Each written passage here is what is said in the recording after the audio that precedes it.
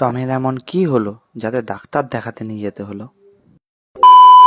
সন্ধ্যাবেলায় আমি বাড়ি আসার পর টমের রিয়াকশন, আর খানিকক্ষণ পরে শুরু হলো টমের লাফালাফি।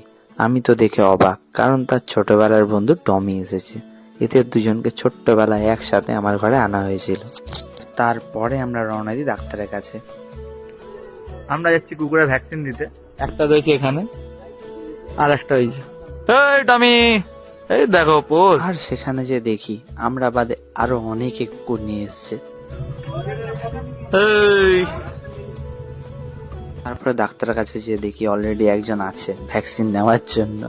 মুখটা দেখো শুধু একবার। খানিকক্ষণ পরে এরও ভ্যাকসিন কমপ্লিট হয়ে গেল। তারপরে টমি আর টমকে দুজনকে ওজন করা হলো। এদিকে টমিকে ভ্যাকসিন দেওয়ার জন্য রেডি করা হচ্ছে, আর ওইদিকে টম বসে বসে সেটা দেখছে, জানে এর পরের পালা তার। হবে না বাবু। ভ্যাকসিন দেওয়া কমপ্লিট হয়ে যাওয়ার পর আমরা চলে এলাম ওষুধের দোকানে। সেখান থেকে টম আর টমের ওষুধ নিয়ে আমরা বেরিয়ে পড়লাম বাড়ির উদ্দেশ্যে। বাড়ি পৌঁছাতে না পৌঁছাতে টমের অবস্থা দেখো। তার পেয়েছে খিদা, সে তাই জন্য দৌড়ে চলে গেল রান্নাঘরে। রান্নাঘরে না কিছু পেয়ে আমার কোলে চলে এলো আদর খেতে। ভ্যাকসিন নিয়ে এসছে, ভ্যাকসিন ভ্যাকসিন নিয়ে এসছে।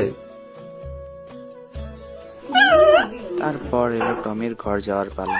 আর টমের কত কষ্ট হচ্ছে দেখো শুধু একবার। আর এদিকে টমি গাড়িতে চেপে চলে গেল তার ঘরে।